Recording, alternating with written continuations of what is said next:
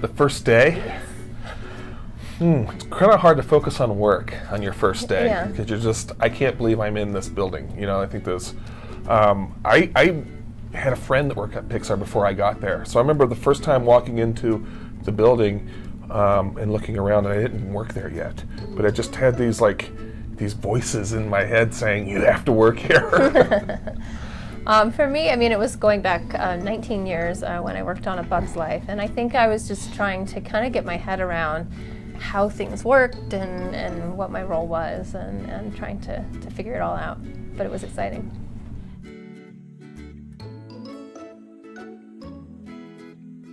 Yeah, we did a lot of research. A lot of the story comes from the research. A lot of the inspiration for the sets and the characters comes from the research. So we have to become experts as best as we can at whatever the world we're trying to tell. So for us, that meant going into the racing world and learning everything we can. So we went to the really big races, you know, with the large crowds, which was great.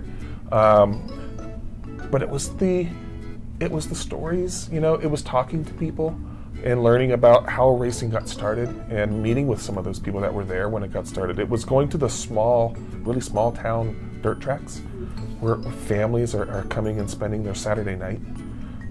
It was the smaller things, the more community. I think that was the most inspiring. That was for our story. We also, you know, for our sets, went to Daytona, where the beaches where some of the racing started. Our production designers went into the South, even just to make sure they got the feel of the dirt and the vegetation and what it feels like at a certain time of year there. They on purpose went there at that time of year. So from the story to the sets, we love being inspired by what's out there.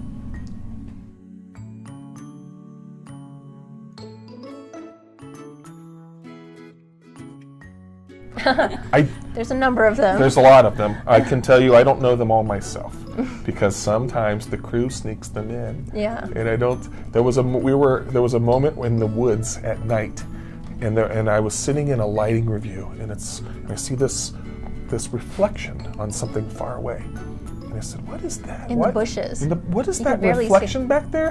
What's back there? Because I'm not. It's just trees. Yeah. And there's a moonshine still." that you know, because so much of real NASCAR racing is based on the moonshine runners, the people that would run moonshine, the illegal bootleg, you know, liquor, and that's how racing actually got started, the NASCAR type of racing. And so, as an homage to that, the sets crew built a moonshine still and put it in the woods. In the bushes. So who knows? Yeah. I may not have seen them all, but there are plenty, and there's a few Coco references. Yes, if you're watching a scene where there's a musical performance, you might want to pay attention to the guitars.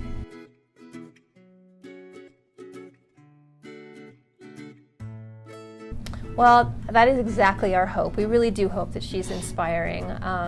I think that she's telling the story of somebody who has felt like they didn't fit in, and also somebody who, whether it's a combination of just the pressure they feel in the world or the limitations they're placing on themselves, they don't see a whole lot out there that resembles them in terms of what they dream about becoming. And so I think that I love that moment in this film where she talks openly about what that feels like, not to see that out there. And so I hope that Cruz becomes part of little girls watching the movie, seeing what's out there and relating to this character who overcomes her own feelings that she's not meant to be out there.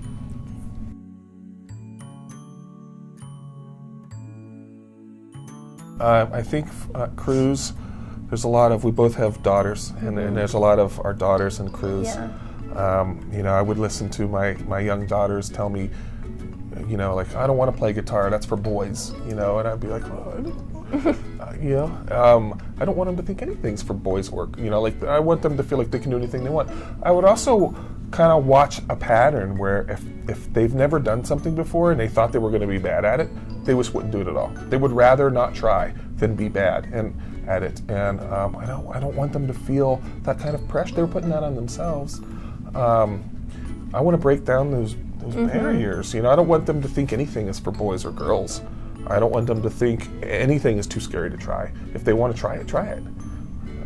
And Cruz shows what can happen when you do go for it.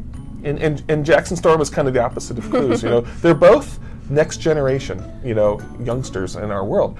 And Storm is born gifted. He's just born good at it. He never, you know, he didn't have to work hard. He just is built for it, so to speak, and does not put a lot of, he doesn't honor his ancestors. He doesn't think he has anything to learn from anybody. But Cruz is the opposite. You know, she's very supportive for everyone around her, to the point where she's not actually supportive of herself the way she probably could be.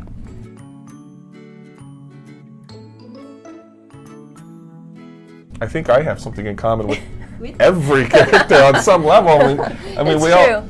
You have to relate to them in some way to get to the heart of who they are and how that shows up on the screen.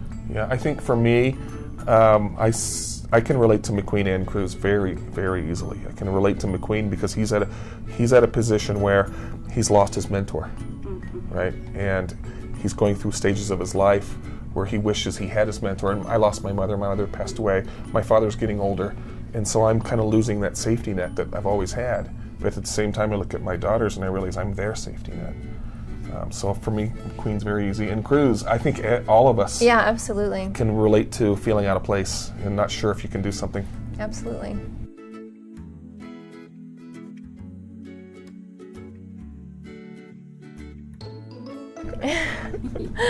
Yes. Trying to Funny think. story. Go ahead. I don't know. Funny story.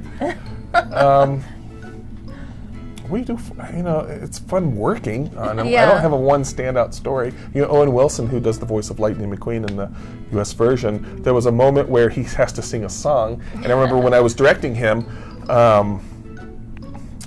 you're always looking for that one way to communicate to an actor so that they'll fall into the headspace. And I remember there's a moment, and it's on tape because we always videotape all the performances, where he was doing an air lasso, you know, and it has nothing to do with the scene. It's just to be in the right mood. But that somehow got him into the headspace to like stand up and sing that song, you know. I can't think of another one. That one was so funny. Yeah.